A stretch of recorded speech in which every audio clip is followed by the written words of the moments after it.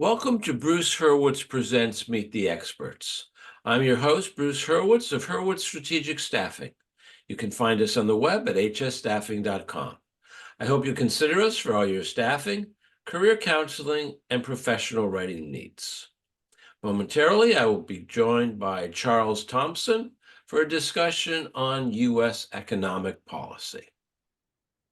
Meet the Experts is sponsored by P&K CPAs. P&K is a full-service accounting firm. They provide accounting and consulting services to businesses ranging from startups to small and mid-cap companies to nonprofits, as well as high-net-worth individuals. Contact them today for a free consultation at info@pk-cpas.com or call them at 973-882-8810.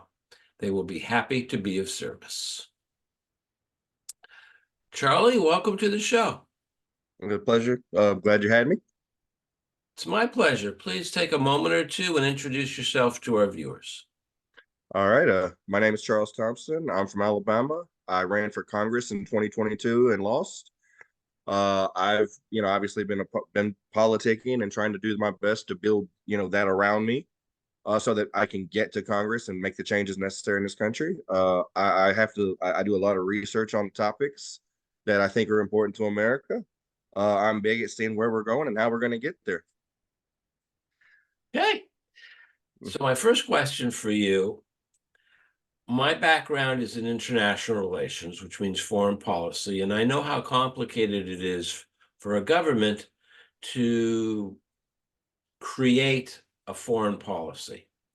How is economic policy created? When they're looking at economic policy, they're looking at the trading deficits. They're looking at what are we trying to do that's historically ours? Like what can we manufacture here? And you also look at how we've changed. You had us in the 60s, we did a lot more manufacturing here. But as we got into the 80s and later, our policy changed. And when our policy changed, we had a lot of our companies send our business building our production, our manufacturing overseas. It actually invigorated the growth in those countries, but we lost that income and we lost a lot of that here in America. Depending on what you change at your own states and your own federal level is going to impact, international markets, no matter if we are thinking only America only or what. The viewpoint's going to determine your outcome on how you create your economics internationally and locally. Everything you said deals with what's called competitive advantage. Mm-hmm. All outsource things. If you Yes. have milk in your cereal, you've outsourced the milk from having a cow to going to the supermarket. Mm-hmm. Simple example, you don't make your own shoes. Nope. So we all do that. We all have our competitive advantage. If you have a competitive advantage, you also have competitive disadvantage. For example, there are people who say we should have nothing whatsoever to do with China. I would challenge anyone to go into their closet and find something that does not have made in China on it. It's very, very difficult. In theory, it sounds great, but in practice, it would lead to a nightmare that I can't even imagine. Well, I mean, look what it would do to China's economy. If we did bring those jobs back here, say we passed a tariff or something that increased the prices of our goods here to where making it here would be more profitable than making it there. The Chinese economy would lose a lot of jobs because they would be losing that share that they've been doing to America in their trade. America would grow trade, but the price on that item, of course, would be higher because our expenses here and our how much we pay employees here is higher.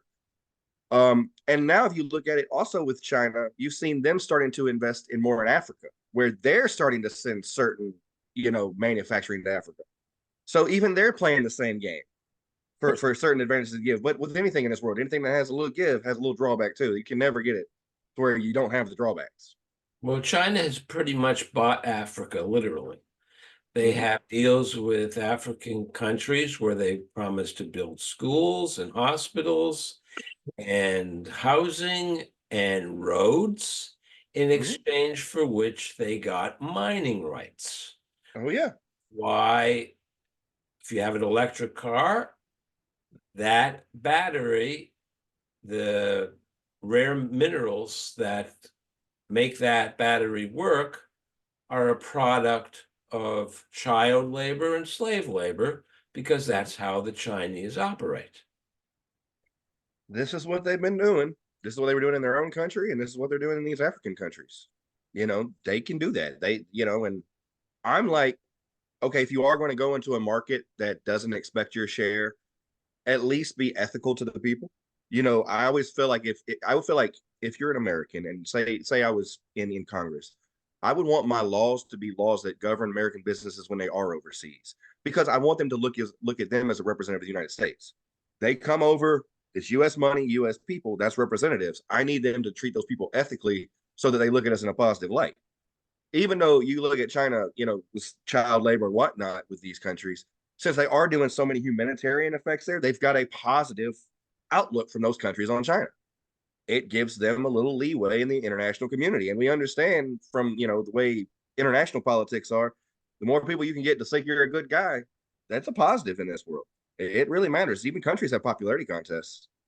Oh, of course. Now, I'm trying to find an easy way to put this. There are various components to the economy. You have the federal government, Mm-hmm. you have the stock market, Mm-hmm. and you have the Federal Reserve. Mm-hmm. How do the three of them mesh?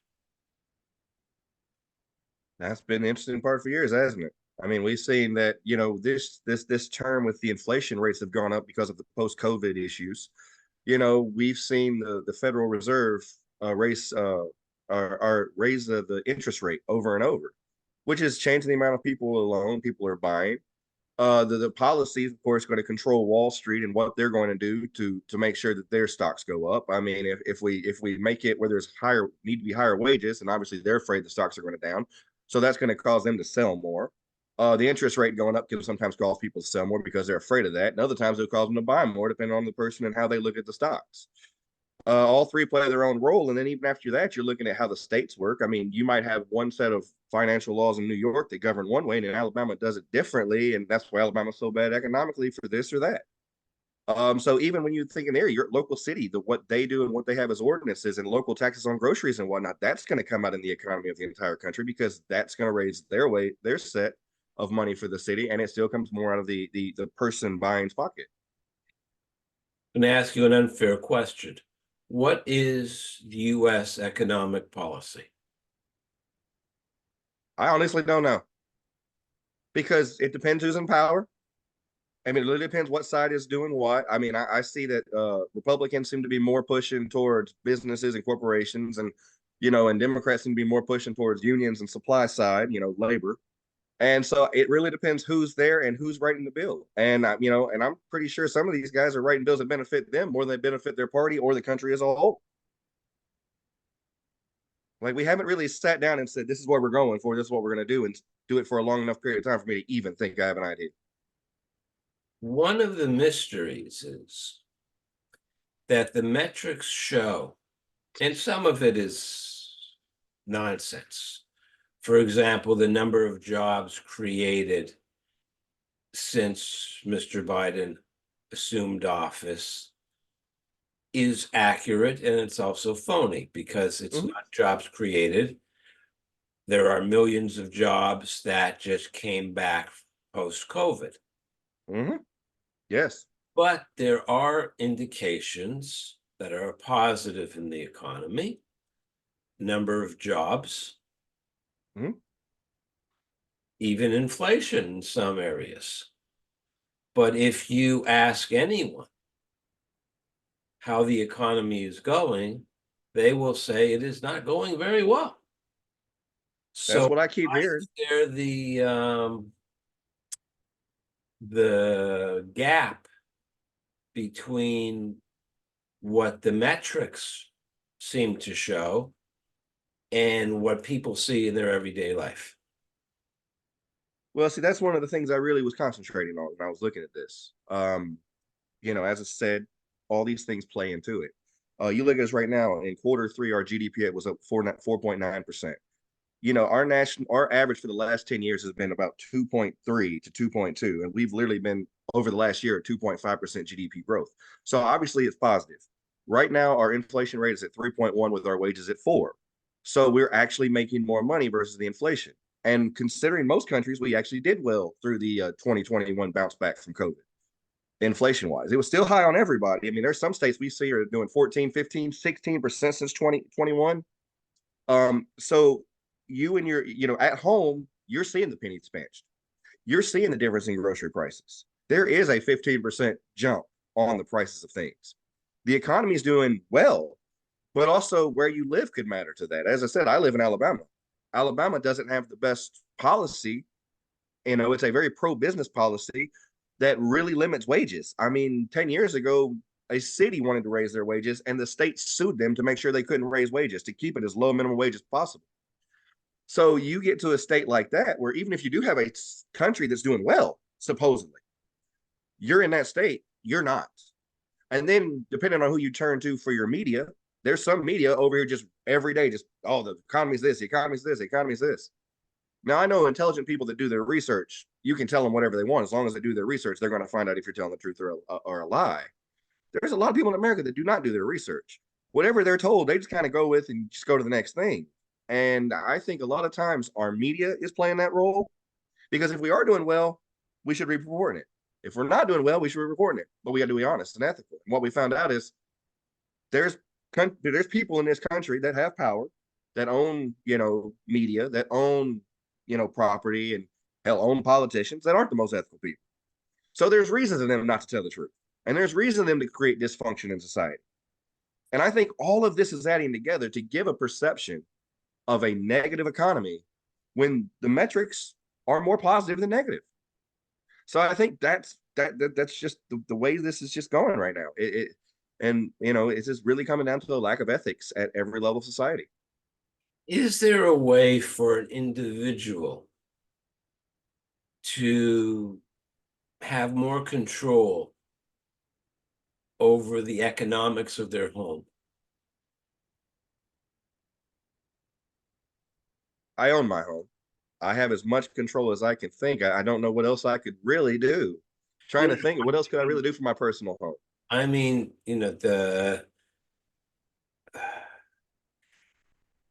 how to minimize inflation. I'll give you a simple example. Friends went out, they asked me to watch their kids. And their pre-bedtime snack was cereal. Mhm. Nothing wrong with that. And I went and got the box of cereal, and it was pretty much empty. And I noticed that there were bags of cereal behind. So I grabbed a bag of cereal and I opened it up, and the kids went nuts. And they said, "What are you doing?" And I said, "Well, the box is empty, and so I'm filling it with the cereal you've been eating." And go, "No, no, no. That's the supermarket stuff. We don't eat that. We eat the brand name." And I go, "No, no, no. You've been eating the supermarket stuff, but it's been in the box and in the name brand box." They were livid, and I got angry at them. But that's just what you can look at a generic box of cereal and the name brand box of cereal, and sometimes you'll actually discover that it's made in the same factory. Yes, and the Malto Meal supersized bag that's not name brand is about $2 less for the same amount of servings. You can look at ways to brand shop, but you do have to be careful because not all products are equal in that.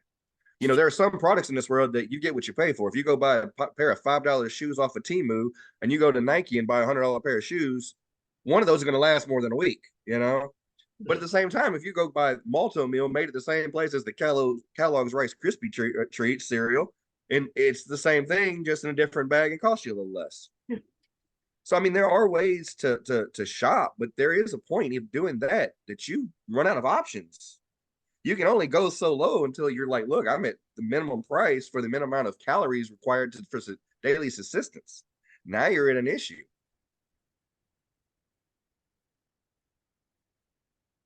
How can the citizen impact economic policy? They determine where they spend their money. That's their first. That's one thing they have every day of the year.